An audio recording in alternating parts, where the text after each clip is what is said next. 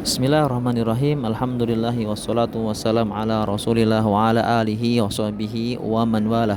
Ikhwati fillah rahimani wa rahimakumullahu jami'a. Saudara-saudaraku yang semoga dirahmati oleh Allah Subhanahu wa taala. Ini adalah pertemuan yang ke-17 dari pembahasan kitab Al-Muqaddimah Al-Hadramiyah. Alhamdulillah kita selesaikan bab taharah, juga bab najasah, bab tayamum, dan juga haid dan nifas dan istihadah.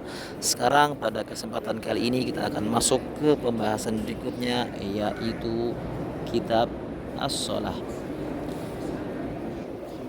Al-Mu'allif mengatakan, tajibus sholatu ala kulli muslimin balighin aqilin tahirin.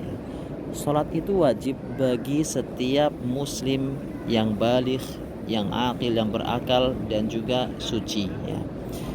Salat itu wajib bagi setiap muslim, ya, muslim yang baligh, telah mencapai umur baligh, ya, telah bulughh, telah mencapai baligh, baik laki-laki maupun perempuan, dan dia aqil, ya, berakal, dan juga dia suci, ya.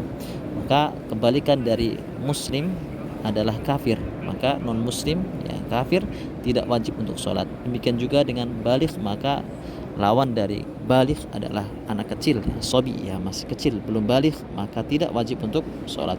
Dan juga kebalikan dari akil adalah apabila hilang akalnya, tidak berakal, hilang akalnya, baik itu karena pingsan maupun karena pingsan maupun karena karena pingsan, karena pingsan maupun karena gila, ya, maka tidak wajib untuk sholat. Dan kebalikan dari tahir adalah seorang wanita yang haid dan nifas, ya, maka ini tidak wajib untuk sholat, ya. Al-Mu'allif mengatakan fala qada, apabila ada seorang yang belum masuk ke dalam Islam atau sebelum yang baligh, belum berakal, tidak berakal, baik karena itu mughma alaih, pingsan, maupun karena gila, ya, maupun perempuan yang tidak suci karena dia sedang datang bulan atau karena nifas. Bagaimana apabila mereka tidak mengerjakan sholat dan memang tidak mengerjakan sholat, maka fala qada, maka tidak ada qada bagi seorang kafir, ya, orang kafir tidak ada qada bagi sholat yang dia tinggalkan. Apabila dia masuk dalam Islam, maka dia tidak mengqada sholat yang dahulu dia tinggalkan sebelum masuk dalam Islam.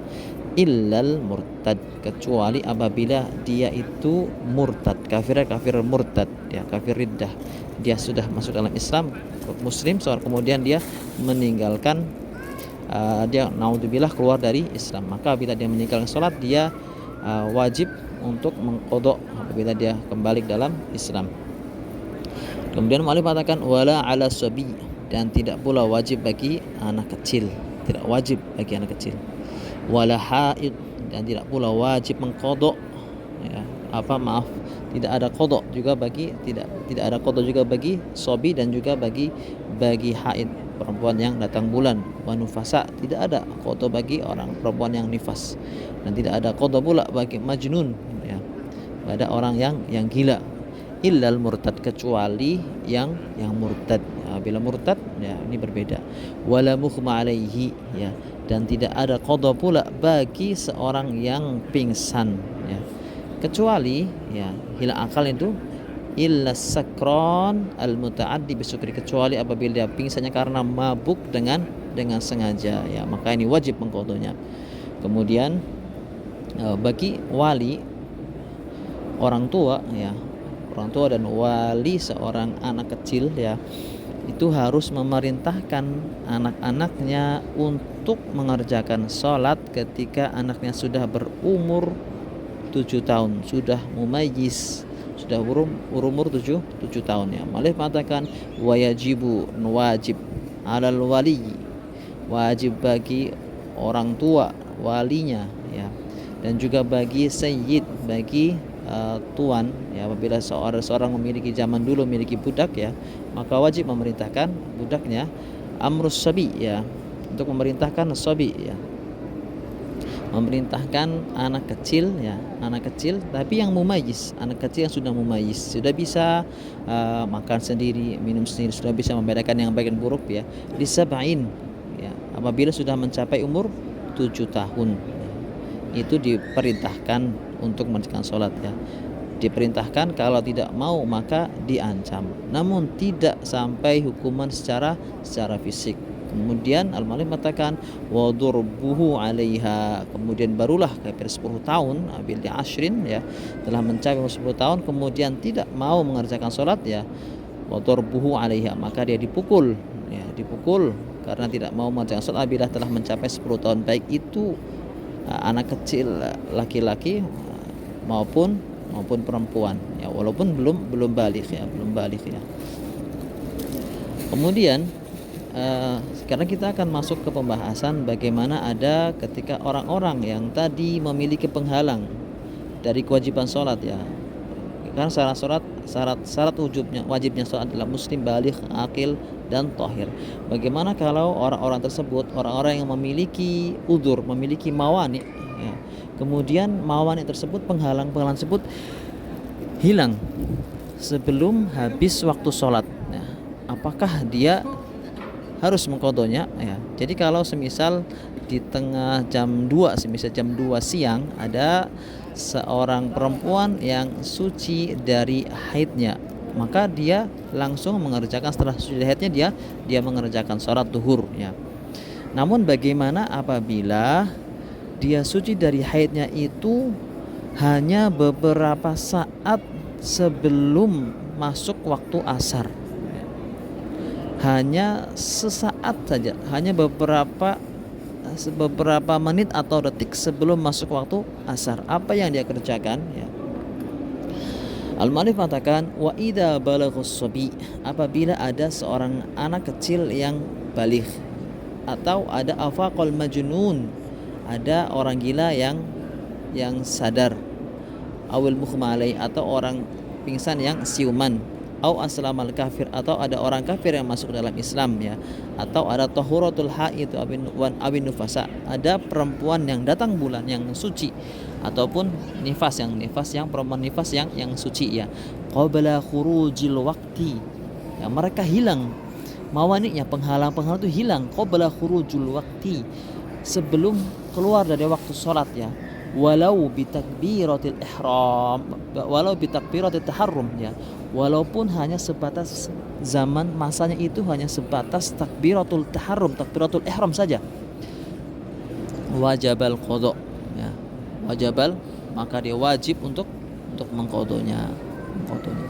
Bisyarti, dengan syarat, biqaus salamati minal mawani'i biqadri ma yas'ud taharatu was shalah ya. Syaratnya adalah biqaus salamah, telah hilang dari hilang penghalang itu, penghalangnya seperti ini yang sudah disebutkan di atasnya, junun, sobi, junun, kemudian kafir, kemudian haid ya, itu penghalang di antara penghalangnya. Apabila telah hilang, tidak hilang dari penghalang tersebut dengan biqadri ma ya, dengan masa ya, dengan waktu yang cukup untuk bersuci dan sholat ya. Kemudian kita masuk ke pembahasan berikutnya.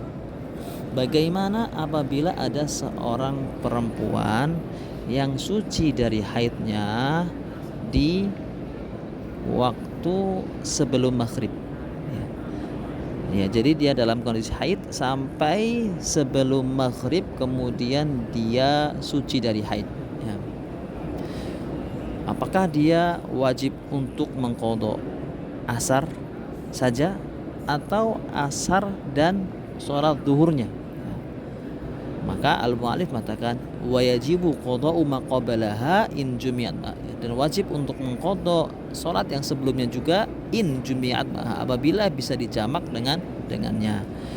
Asar dan zuhur itu dijamak ya bagi musafir, dan juga maghrib dan isya itu bisa dijamak.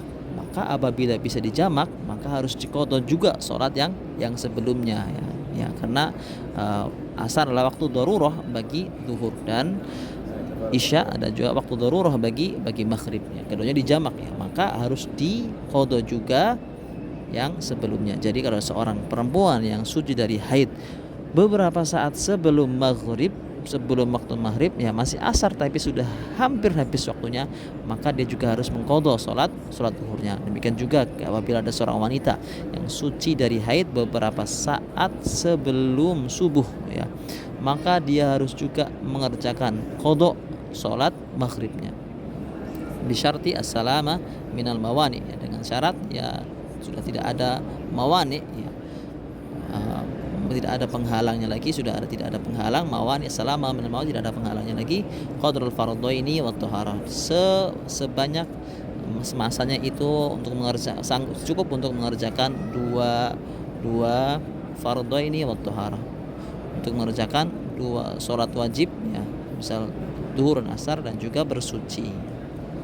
Kemudian mu'allif mengatakan walau junna au hadat au ukhmi alaihi awwal waqti. Sekarang apabila ada orang yang terkena gila, atau ada perempuan yang haid, atau ada seorang yang pingsan ya di awal waktu ya. Semisal sudah masuk waktu zuhur ya, kemudian beberapa saat setelah masuk waktu zuhur dan dia belum mengerjakan sholat zuhur ya, kemudian dia pingsan, atau ada beberapa saat setelah masuk waktu zuhur ada seorang wanita yang datang bulan belum mengerjakan sholat zuhur tersebut, maka apa yang dia kerjakan ya? Maka al-mu'allif mengatakan wajibal qada'u ya, wajib untuk mengqadha sholat zuhur tersebut. Kapan ya? In madha qadrul fardi ma'at tuhri ya, apabila telah berlalu waktu yang cukup untuk mengerjakan sholat kewajiban bersama dan bersuci ya. Cukup untuk bersuci dan mengerjakan kewajiban, kemudian dia belum mengerjakan sholatnya ya, maka dia wajib untuk mengqadha ya. In lam yumkin taqdimu, apabila tidak mungkin untuk mengedepankannya. Kira-kira ikhwati fillah itu yang bisa disampaikan pada kesempatan kali ini, semoga bermanfaat. Wassallallahu ala nabiyina Muhammad wa ala alihi washabihi ajma'in.